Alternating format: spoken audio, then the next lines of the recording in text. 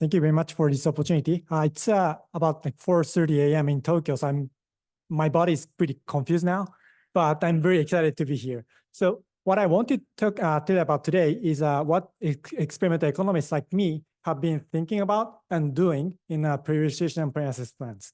So this is a joint project with my fantastic colleagues and friends. And yeah, so the paper doesn't exist yet, but we plan to post it sometime soon. So there's no need to introduce this topic, but prioritization and pre-analysis plan have become increasingly common in many fields in social science. And within economics, Jack have already mentioned, but the rapid growth of AARCT registry is observed in this figure, like what Ted created in his paper. And we have observed this rapid growth, but at the same time, we observe quite a lot of heterogeneity and diversity in terms of how we actually do prioritization and pre-analysis plans. So that load, sorry. And on top of that, we have seen some debates about what are the benefits and costs of doing prioritization. And notice that these papers were published in year 2015. So it's like more than 8 years ago. And what have we done so far? And I think, like in my opinion, we haven't moved so much since the start of this discussion. So the point of this project and what I want to do today is to like introduce some kind of documentation and understanding of what we have done so far in order to start more conversation about this topic. All right, so we do this in 2 steps. The first one, so we examine the published papers in experimental economics in leading journals between 2017 and 2022. So here, what we want to do is to look at the papers and characteristics in order to understand what kind of papers have prioritizations, who have done that for what kind of experimental studies. Okay, so this is pretty much like observational data. On top of that, we combine this observational data with some survey evidence. So we conducted a large-scale survey with experimental economists. We collected more than 500 observations last year. And in order to understand like what people view, like how people think about these practices. Okay? So today, because like we are currently refining the data in the observational part, we focus on the survey data. Okay? I will show you some descriptive stats from this survey in order to have some fun conversation and discussion with you guys. Okay? All right. Lots of papers related to this, including Ted's survey, which was published last year in Nature Communications. And Nick also has done some work related to our observational part. So I think we should discuss after this talk, okay? All right, so let me just jump into our survey. So we conducted this survey last year, and the survey is about like 15 minutes to 20 minutes long, and it's consisted of 6 main parts. So we first introduced what we mean by prioritization and pre-analysis plans, and then we asked the knowledge and their general views about these practices. Then we covered several questions to understand their experiences with prioritization, and also what are the reasons for doing this or reasons for not doing this. After asking these questions, we had a bunch of questions to get the opinions about the breadth of application. So what kind of studies people think should be pre-registered, or what kind of elements need to be in the pre-registration. And next, we also wanted to understand how the leaders or reviewers interpret and evaluate the pre-registered studies or studies which do not have pre-registration. Okay? So from the leader's point of view. And finally, we also asked a bunch of questions about other open science practices like replication studies or registered reports, just to get a broader understanding of what experimental economists have been thinking about. And the last part is about demographic characteristics. Okay, so this is the survey structure. Our target sample was experimental economists, so the members of the association called Economic Science Association. So this association publishes the journal Experimental Economics, and there are more than 1,000 members as of like last year. So we sent an email recruiting message to all of the members. We also posted an invitation on the website or email board to get the answers from them. And the survey was conducted in June last year. And this was just before we had an ESA World Meeting in Lyon, France. And we also had an organized panel session at that World Meeting. So the idea we had is collect these survey data and bring that data to the panel session to have some discussion. Okay? And overall, we had more than 500 participants or responses to the survey. And many of them are actually the members of the ESA. But because we also advertised the survey on internet, some participants outside the ESA community also participated. And that was good. And among the participants, a little bit over 1/3 of them actually came to Lyon to participate in this world meeting, okay? And in terms of the characteristics of these respondents, we got more, where is it? Yeah, more responses from senior professors compared to junior researchers like PhD students or postdocs. And most of them are Europe-based. This may be partly because we advertised this survey along with this ESA World Meeting, which took place in France. Okay. By the way, did you see this survey? All right, so then maybe we should have like more aggressively advertise this survey, but hopefully next time. Okay. All right. And in terms of like what is the primary empirical method, most of the participants conducting experiments in the laboratory or in the online setting, but we didn't have respondents who conduct RCT or experiments in the field. Okay, so there's a bit of skew. But ESA, Economic Science Association, has many members who does lab experiments. So this is a natural sample for our survey. All right. Okay, so one challenge we had when we designed this survey is like there's no agreed upon definition of what is pre-registration and what is pre-analysis plan. And we had like many courses. And when we actually designed the survey, we had a kind of like fight about like how we should define these practices.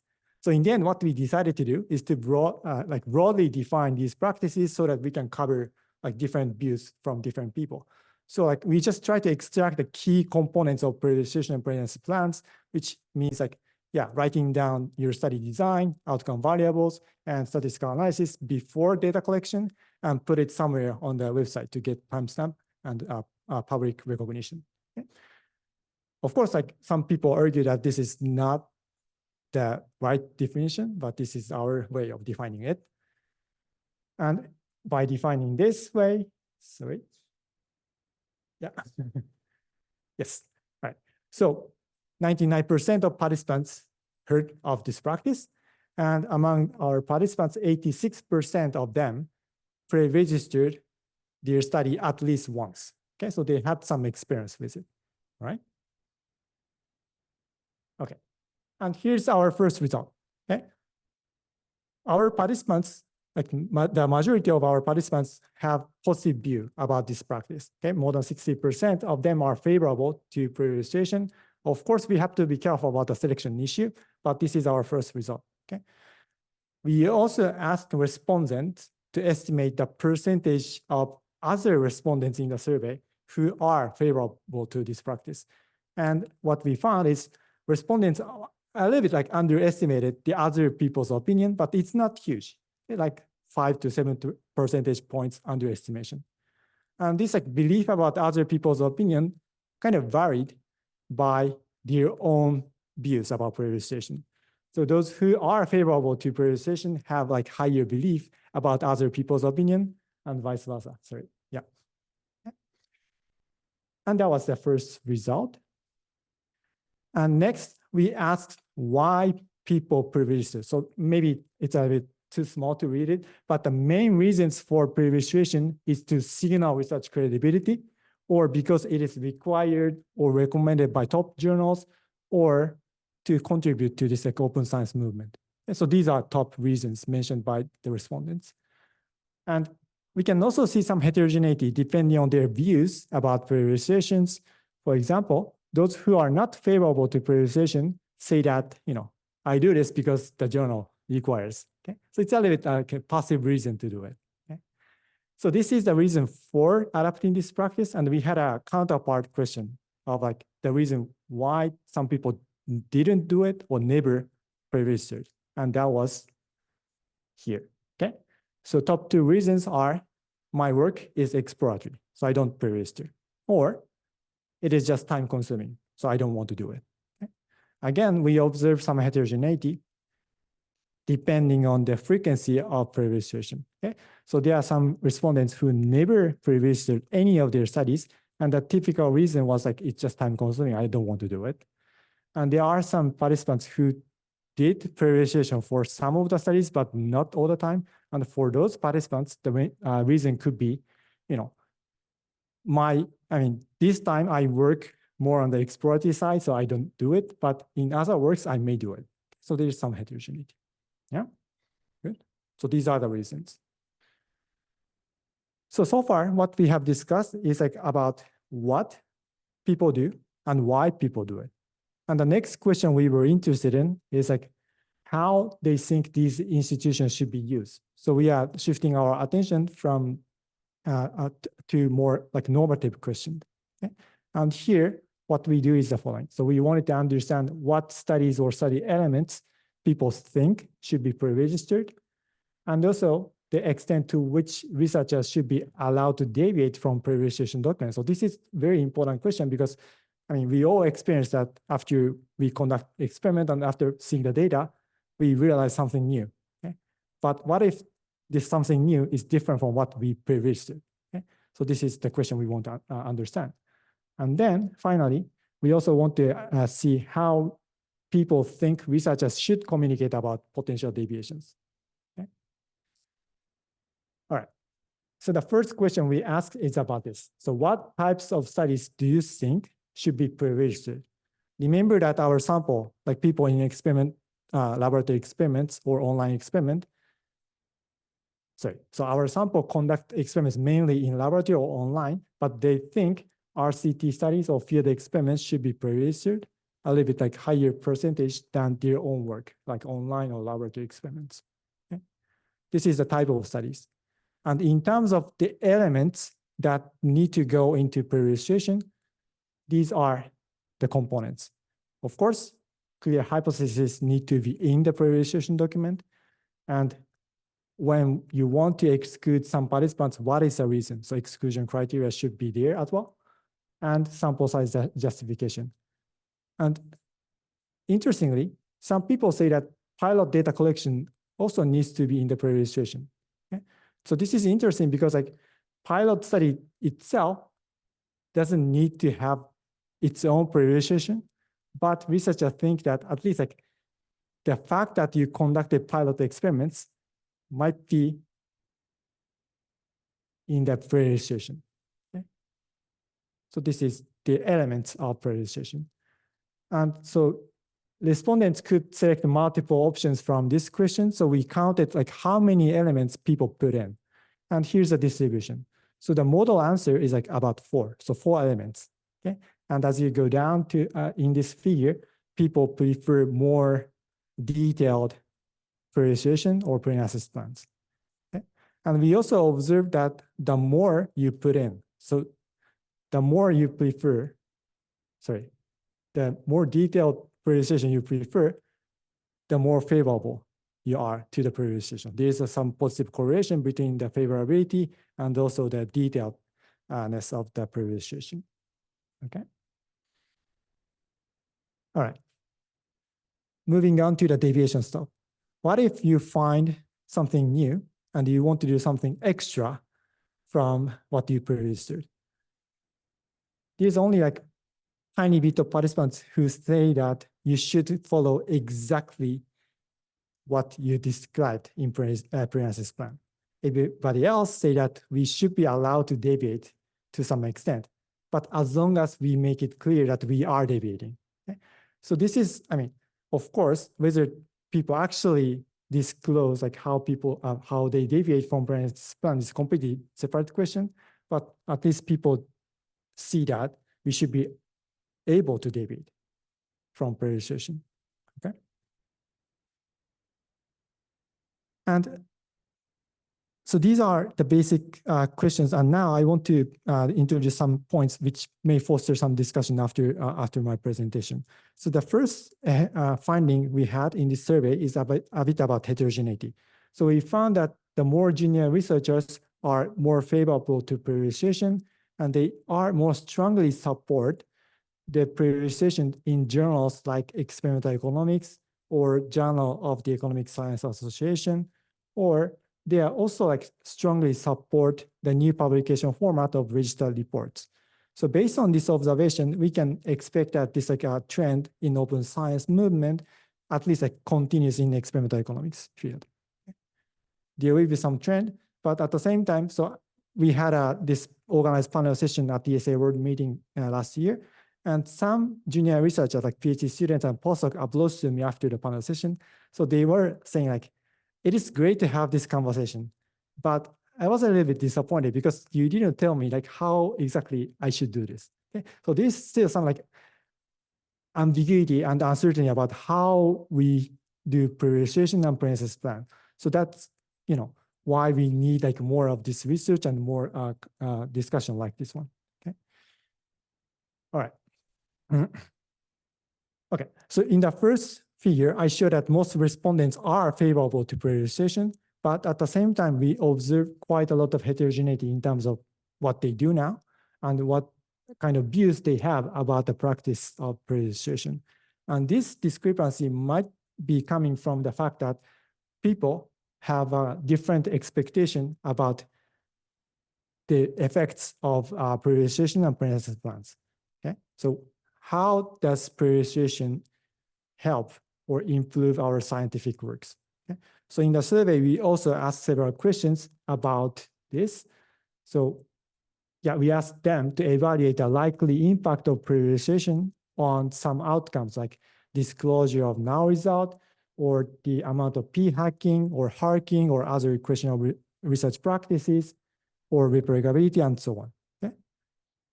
So please evaluate the likely impact. And what we found in this survey is the following. So first of all, many of them think that having a prioritization analysis plan will increase disclosure of null result and transparency and replicability. So it may not help the clarity of the paper itself, but at least like some dimensions prioritization might improve. And similarly, they think that prioritization will strongly reduce or somewhat decrease amount of hacking and p-hacking. So people also see that prioritization help in these dimensions. But what is interesting in this question is the following.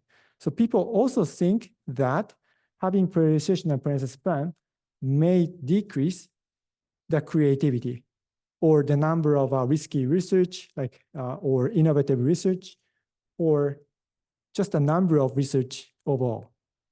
And this may reflect the fact that a lot of people think that prioritization is time consuming. Okay.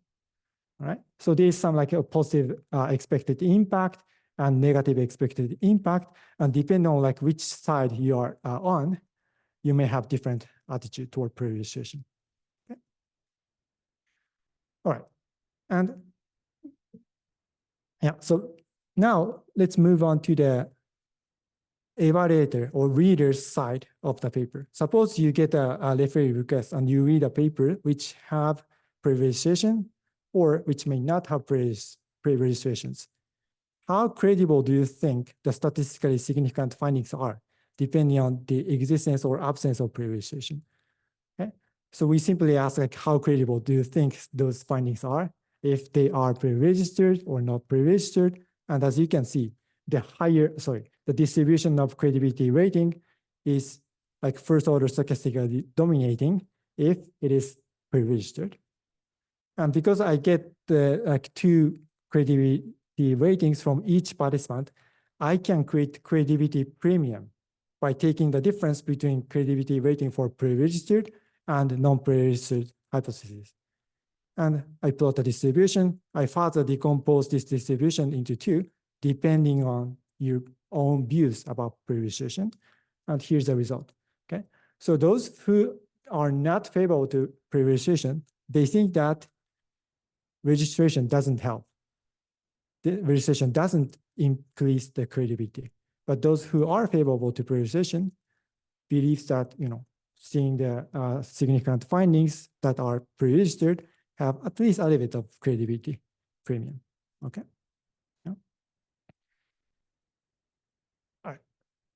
what about the other open science initiatives? So the focus of this survey is about prioritization and pre-analysis plans, but we also ask about what they think about replication exercise or open data, result blind review, and register report. As you can see, many of them are supportive of register report. This is a new publication format. Still, there's a limited opportunity in economics, but JDE now has this option. And yeah, JP Micro also has this option. So this may increase as the year passes. Okay. Right. So finally, this is a little bit of a tough question, but what role should professional association play in promoting more open and transparent research? Okay. In particular, because our survey was about Economic Science Association, we asked them, like, what role should ESA play? Okay. And what the majority of people needed or demanded is a guideline or clear guideline for the authors and also for the reviewers about how to write prioritization or how to evaluate papers with or without prioritization. And this is partly reflecting the fact that, yeah, many junior researchers like PhD students or postdoc do not have enough experience about writing prioritization, and they want to understand, they want to know how to do it, how better to do it. Okay? So this is a general opinion from them. Yeah? And what about the other aspects? So respondents think that the professional association like ESA should publish more papers like having high quality now result or replication studies. Experimental Economics or Journal of the ESA have the option to submit replication papers, but still the number of replication studies in these journals are still limited. So researchers demanded more of this opportunity. Yep. Okay. Right. So of course, like this survey data is limited in the sense that we have not large sample compared to TED's previous survey. We have 500 participants, but it is not that huge. And also we focus on specific aspect of prioritization. As I mentioned, we define it broadly, but there's some confusion about, whether we need to write detailed pre-analysis plan on top of usual prioritization and so on. So there are like many different aspects about it, which we didn't cover in this survey. Okay? And overall, like we need more meta science work because like we are good at looking at data. And in particular, one kind of studies which we do not have in this meta science work is like, can we do some kind of RCTs in this field? Like Jack has done like RCT, but we probably want more of these studies. And we are also good at theorizing, and we are good at understanding people's incentive. So we need more like theoretical work, understanding these aspects. Okay. So the goal of this talk is just to provide this descriptive evidence. What I want to know from you guys is like, what direction should we move on? Like experimental economists, in which direction can we move on? Right. So with that, I conclude this presentation, and I'm looking forward to hear your thoughts.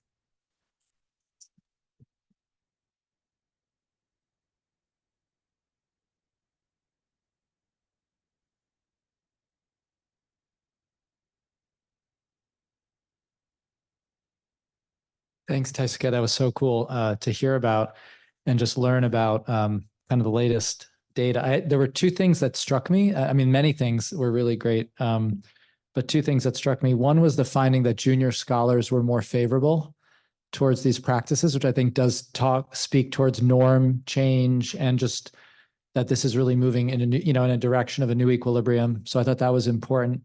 We had run our surveys, which you alluded to already a few years ago, and we didn't find as much of a gradient between junior and senior scholars. So I think it's pretty interesting because your data is just from last year, if there really is an acceleration of sort of support for some of these practices among junior scholars, it does speak to norm change. The other thing that really jumped out at me was one of the last slides that members, survey respondents wanted the association to encourage and provide guidelines, but actually they were pretty opposed to mandating practices. So I think that does speak to something within economics. There is a kind of libertarian flare in economics. So I think it's this one. Yeah, exactly. Some people did want things to be mandated. So it just struck me as a really interesting question, because I do think when we have seen the move towards open science practices in economics, very often the AEA has just mandated things. It's not clear most people wanted to share their data 20 years ago, but the AEA mandated it. It's not clear they wanted to mandate use of the registry, but it has really accelerated these changes. So I think it's an interesting policy question for us. At the same time, because attitudes have shifted so much and practices have shifted, even without mandates and ESA, it really looks like these practices have taken off. So maybe the mandate isn't necessary. I don't have an answer. I just found it really striking. So thanks for presenting that data.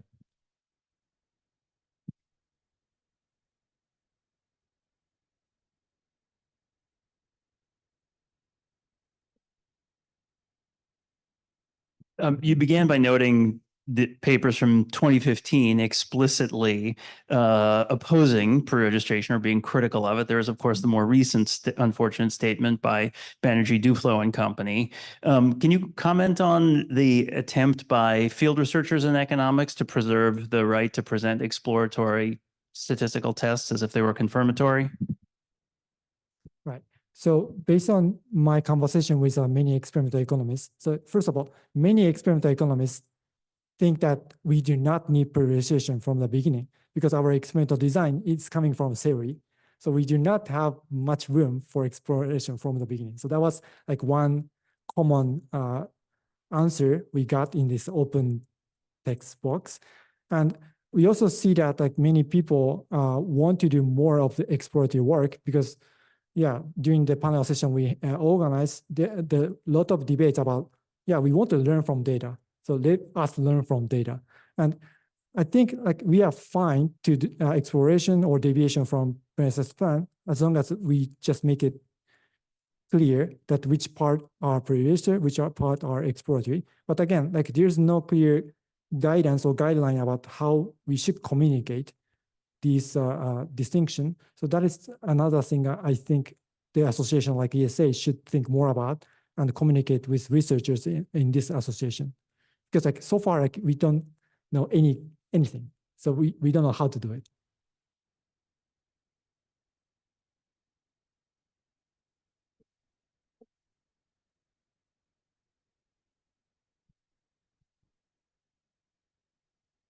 Thank you. Super interesting presentation. The one thing I was thinking was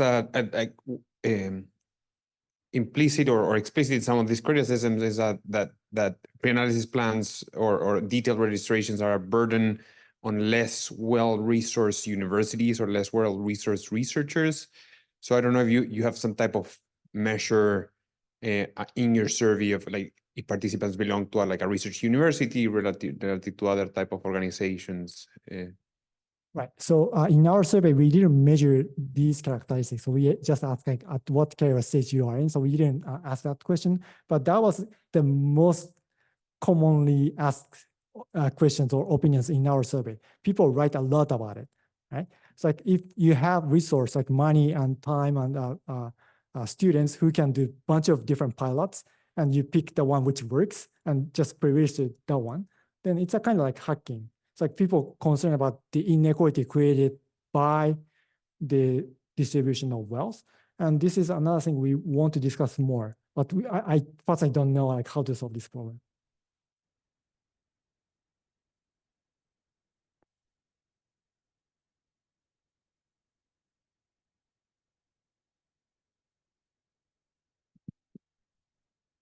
Thank you. Very interesting. I mean, we've had some talks about this before, and linking it back to some of the earlier discussions as well, is making it easier and simpler to register, pre-register these analyses. What to then put in it is a different question. But one feature that seems to come to me, and I'm neither an experimentalist nor a field experimentalist or anything of that. I'm by tradition an observational labor economist. But one of the things that seems to matter a lot about attitudes about this is how costly it is to do it. RAs or having RAs are just a feature of that, right?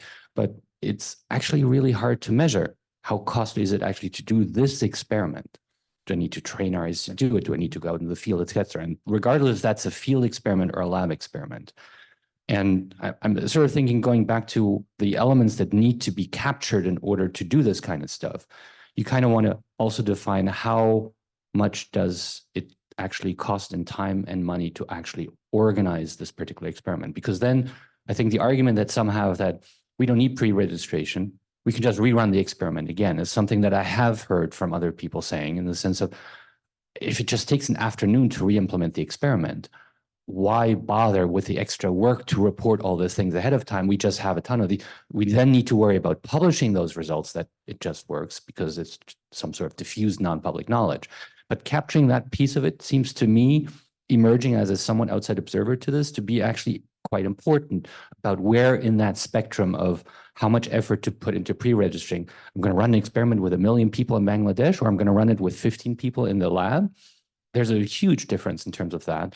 And that matters, I think, for the attitudes and the incentives and the willingness to actually do that. One other comment that I was thinking of, do you have any explanation for the people who are not favorable and yet say that they do pre-registration to increase the credibility of the research?